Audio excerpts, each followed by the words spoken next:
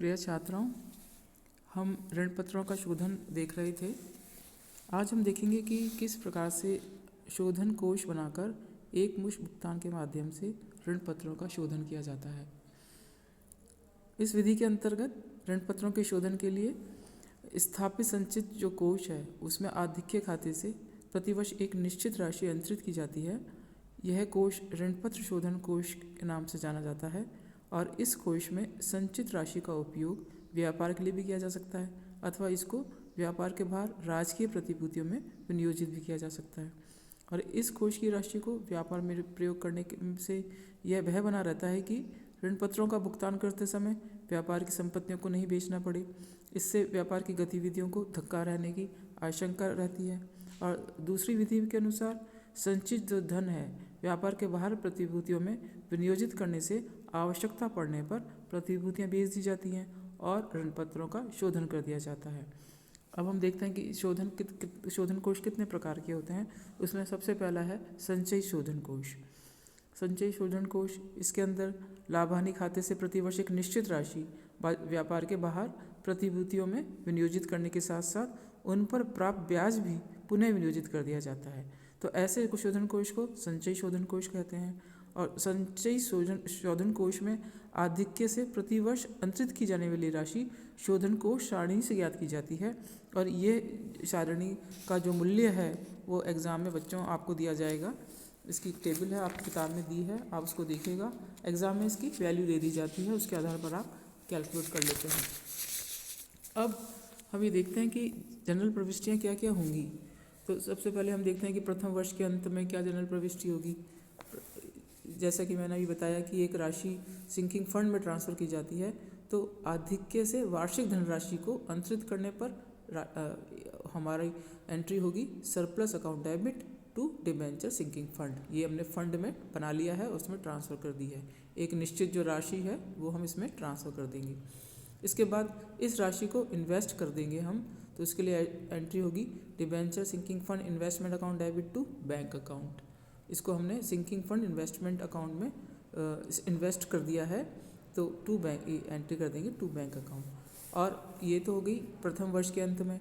और प्रथम वर्ष के पश्चात अगले प्रत्येक वर्ष के अंत में जो एंट्री होगी वो हम देखते हैं कि वार्षिक राशि अंतरण करने पर वही एंट्री करेंगे surplus account debit to debenture sinking fund account. और अगले वर्ष से हमें ब्याज प्राप्ति होनी शुरू हो जाएगी, तो जो ब्याज प्राप्त होगा उसके लिए एंट्री करेंगे bank account debit to investment पे ब्याज प्राप्त होगा, उसकी एंट्री होगी bank account debit to debenture sinking fund account. ये शोधन कोष के विनियोग पर जो प्राप्त ब्याज की राशि से है ये हम एंट्री करेंगे और इस ब्याज की राशि का भी पुनर्विनियोजन कर दिया जाएगा। और इसके लिए हम एंट्री करेंगे वार्षिक राशि और ब्याज की राशि दोनों से हम एंट्री करेंगे debenture sinking fund investment account debit to bank account. तो ये वार्षिक किस्त की राशि और ब्याज की राशि दोनों से ये एंट्री करेंगे हम। तो इस प्रकार से ये हम एंट्रीज करेंगे, प्रथम वर्ष में एंट्री करेंगे और प्रथम वर्ष के बाद ये सारी नीचे की जो 3 एंट्रीज हैं वो हमें करनी है। अब ऋण पत्र शोधन कोष को चिट्ठे में हम रिजर्व एंड सरप्लस शीर्षक के अंदर दिखाएंगे, क्योंकि ये फंड है और इसको रिजर्व एंड सरप्लस शीर्षक में दिखाएंगे। जबकि ऋण पत्र विनियोग खाता हम नॉन करंट इन्वेस्टमेंट शीर्षक में दिखाएंगे।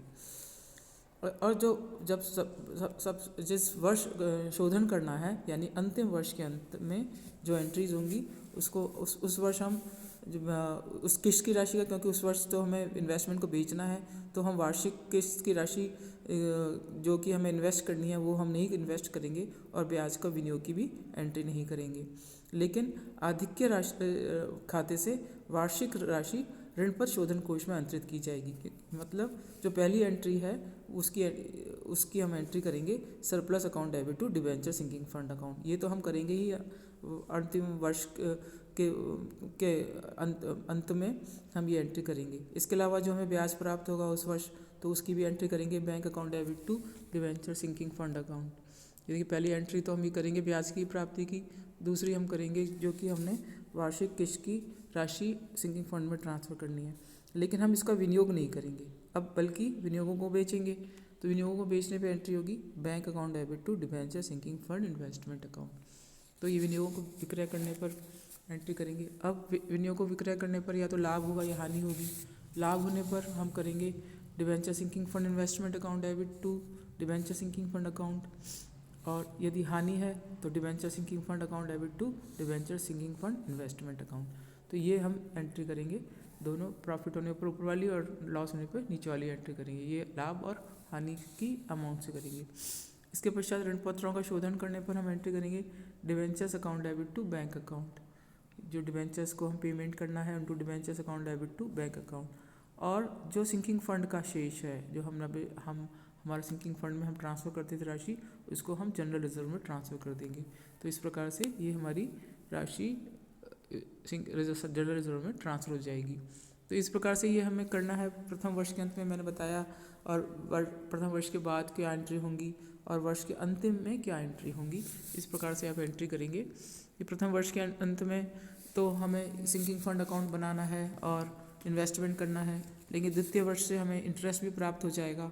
तो जब हम इन्वेस्ट करेंगे तो वार्षिक किस्त की राशि प्लस ब्याज की राशि दोनों को इन्वेस्टमेंट करेंगे। और लास्ट ईयर में हम सिंकिंग फंड में तो अमाउंट ट्रांसफ़र करेंगे लेकिन इन्वेस्ट नहीं करेंगे। ब्याज की प्राप्ति की भी एंट्री होगी लेकिन इन्वेस्टमेंट की एंट्री नहीं होगी, बल्कि इन्वेस्टमेंट को बेचने की एंट्री होगी। प्लस उस पर अगर कोई लाभ है कोई हानि है तो उसकी भी एंट्री होगी। और वर्ष के अंत में जब उसको शोधन कर दिया जाएगा तो सिंकिंग फंड का बैलेंस जनरल रिजर्व में ट्रांसफ़र कर दिया जाएगा। इस प्रकार से हम ये एंट्री करेंगे। अब इसका एक छोटा सा क्वेश्चन है, इसको देख लेते हैं। ये दिया हुआ है कि 1 अप्रैल 2014 को सीमा लिमिटेड ने 1 लाख रुपए के 12% ऋण पत्रों का इस वर्ष के साथ इस शर्त के साथ निर्गमन किया कि उसका 5 वर्ष के पश्चात भुगतान किया जाए। ये वाले क्वेश्चन, हाँ ठीक है। प्रत्येक वर्ष के अंत में वार्षिक राशि 4% सरकारी प्रतिभूति में विनियोजित कर दी गई जो समूल्य पर किसी भी राशि में उपलब्ध थी। 31 मार्च 2019 को विनियोग रुपये 78,001 में बेच दिए गए और ऋण पत्रों का भुगतान कर दिया गया। सिंकिंग फंड सारणी से ज्ञात होता है कि ये जो इसी तरह से आपको एग्जाम में दिया जाएगा, आपको सिंकिंग फंड सारणी याद करने की ज़रूरत नहीं है। तो ये हमें प्रविष्टियाँ करनी है और आवश्यक खाते बनाने हैं। तो वार्षिक किस्त की राशि जिसका कि 1 लाख रुपये इसमें दिया हुआ है। वार्षिक किस्त की राशि कितनी है? जिसका 1 लाख रुपये के लिए प्रावधान करना है। तो आप कैसे करेंगे? ये आपको जो वैल्यू दे रखी है 0.184627 इंटू 1 लाख, तो कुल कितना आया 18,463 रुपये। ये हमें वार्षिक प्रावधान करना है सिंकिंग फंड। ये हमें इस मूल्य से हमें क्या प्राप्त होगा कि हमें हर वर्ष कितना सिंकिंग फंड में ट्रांसफ़र करना है। तो यहाँ पे इसको हम मल्टीप्लाई करते हैं, जैसे यहाँ पे मल्टीप्लाई किया है 1 लाख रुपये का हमें शोधन करना है, तो इसके लिए हमें 18,463 रुपये हर वर्ष सिंकिंग फंड अकाउंट में डालने होंगे। तो देखिए पहली एंट्री हमारी हो जाएगी।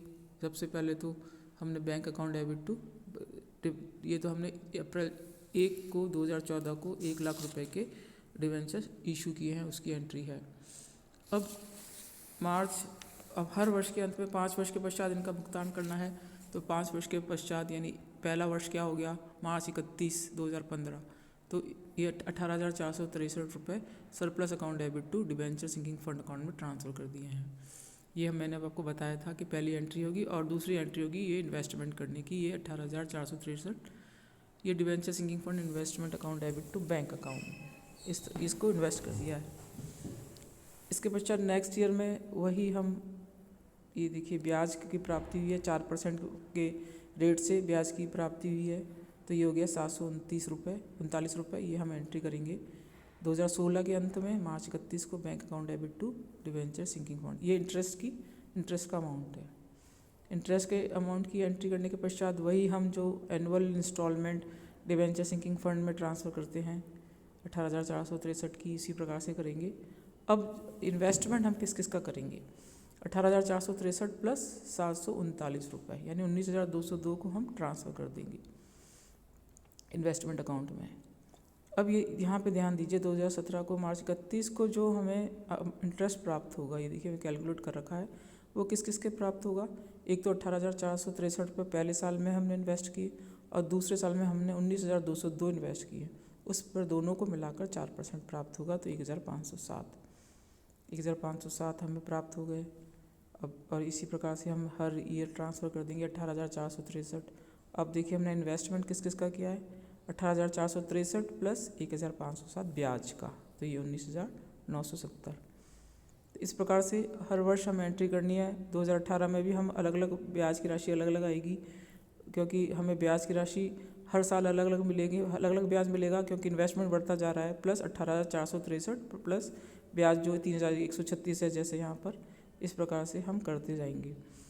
अब देखिए मैं बता दूँ वर्ष के अंत में ये है, वर्ष के अंत में उसी प्रकार से हमें ये इंटरेस्ट प्राप्त हुआ है 3,136 रुपये। लेकिन यहाँ हमें इन्वेस्टमेंट नहीं करना है। और यहाँ पे देखिए surplus account debit to debenture sinking fund, ये जो हमें एनुअल राशि है वो कैसे निकालनी है। यहाँ पे 18,461 लिया है, जबकि 18,463 था, तो ये बैलेंसिंग फिगर होगा 1 लाख का। 1-2 रुपये का एडजस्टमेंट लास्ट में किया है। और हमें क्वेश्चन में बताया गया है कि इसको 78,001 में बेच दिया है, तो bank account debit to debenture sinking fund investment account 78,001 में बेच दिया है। और यहाँ पर जो कि लॉस हुआ है 402 को, उसको हमने ट्रांसफ़र कर दिया है। देखिए डिबेंचर सिंकिंग फंड अकाउंट में डेबिट कर दिया है, जो कि लॉस है 78,403 थी इसकी वैल्यू, और इसको 78,001 में बेचा है, तो इस प्रकार से 402 का लॉस आया है। ये देखिए इसके बाद हमने इसको पेमेंट कर दिया है डिबेंचर्स को टू बैंक अकाउंट 1 लाख। और लास्ट में हम अब देखेंगे 1 लाख रुपए हमारे सिंकिंग फंड में हर साल डालने से हो गया था, और 402 का लॉस हुआ है, तो बैलेंसिंग फिगर हमने इसमें ट्रांसफ़र कर दिया जनरल रिजर्व में। तो इस प्रकार से आप ये हर साल का बनाएंगे और देखेंगे कि कितना लॉस होता है, कितना प्रॉफिट होता है सिंकिंग फंड में हमें डालना है। इन्वेस्टमेंट का ध्यान रखना है कि ब्याज हर साल अलग अलग होगा, ये आप ध्यान में रखें। इसी आधार पे इनके अकाउंट बन जाएंगे। इसको आप बना के देखिएगा, आपको समझ में आ जाएंगी। ये एंट्रीज बहुत इंटरेस्टिंग हैं और इजी भी हैं, बस एक सिस्टमेटिक वे में आपको एंट्री करनी है। Thank you students.